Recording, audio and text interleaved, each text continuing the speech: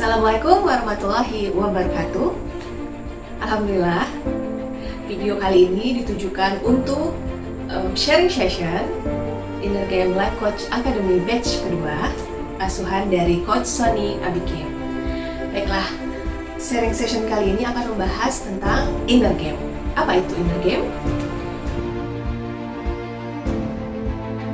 Inner Game adalah keterampilan atau seni untuk mengendalikan ruang batin kita, mengendalikan emosi kita, mengendalikan pikiran, perasaan yang ada di dalam diri kita, sehingga menghasilkan yang lebih baik, responnya yang keluar itu lebih baik.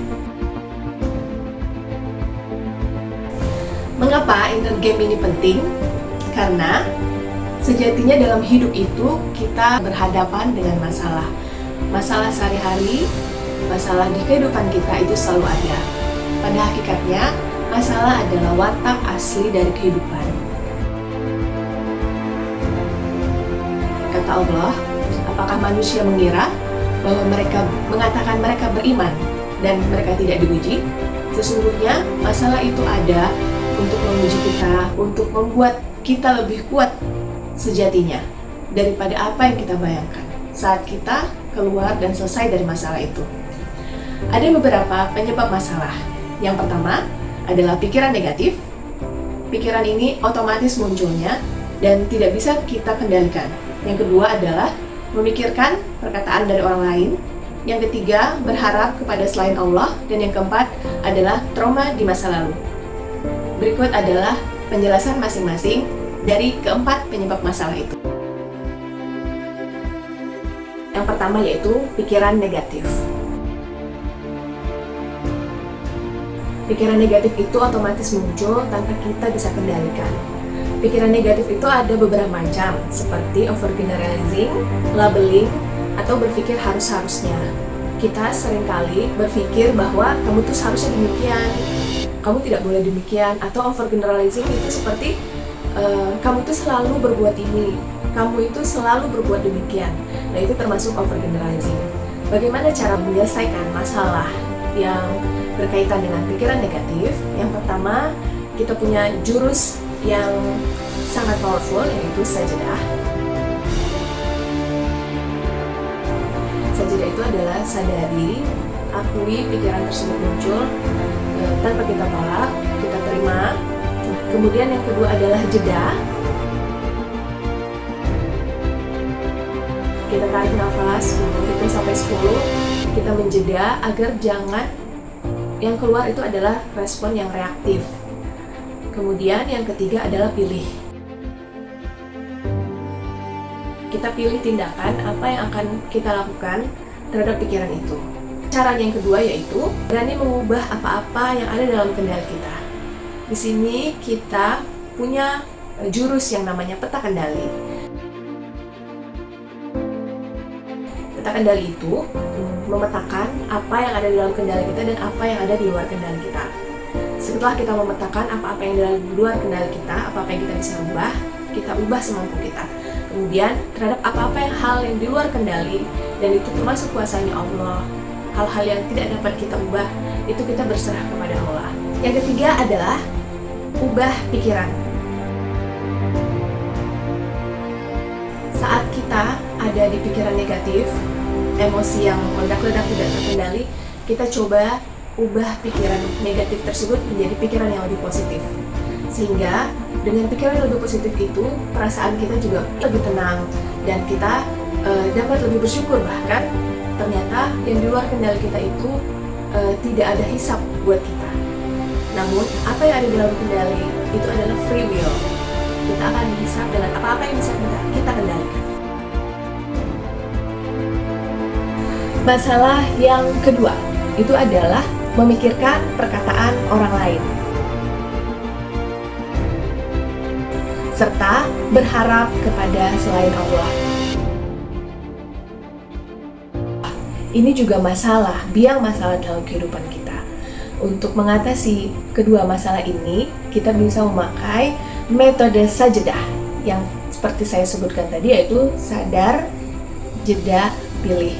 Sadari perasaan atau masalah yang muncul, akui dan terima, kemudian jeda, merenung, bertafakur, lalu kemudian pilih tindakan-tindakan yang sejalan dengan ridhonya Allah. Kemudian yang kedua, kita juga bisa menggunakan peta kendali, rubah pikiran yang negatif menjadi pikiran yang lebih positif, sehingga perasaan kita pun ikut berubah.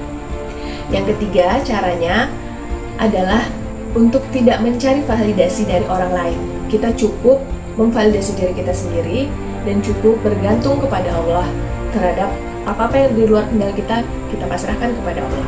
Cukup cari validasi dari Allah, biarkan Allah yang terkesan. Dengan mencari ridho Allah, kita terhindar dari berharap kepada selain Allah. Penyebab masalah yang keempat yaitu trauma di masa lalu. Kita akui bahwa kita tidak bisa memilih terlahir dari orang tua siapa. Apa-apa yang terjadi di masa lalu sesungguhnya itu sudah lewat, dan apa-apa yang ada di masa depan itu belum kita ketahui. Sesungguhnya masa lalu dan masa depan itu adalah apa-apa yang ada di luar kendali kita.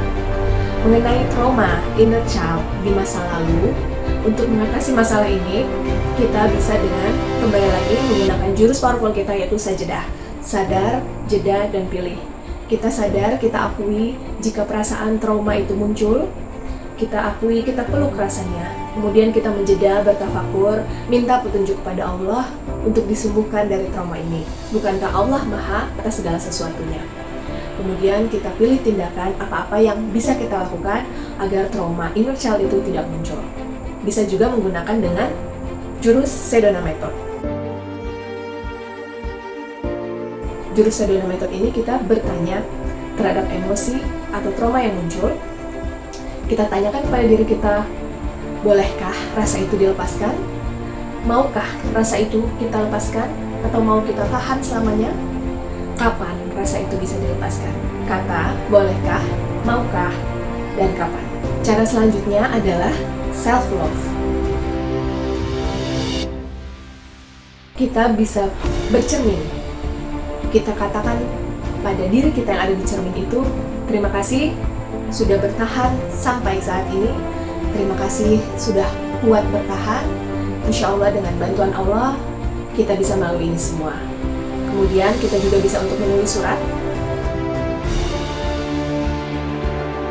Kita katakan dalam surat itu hal-hal yang sudah bisa kita capai sampai saat ini, hal-hal yang sudah kita lalui, dan insya Allah akan terus terlalui.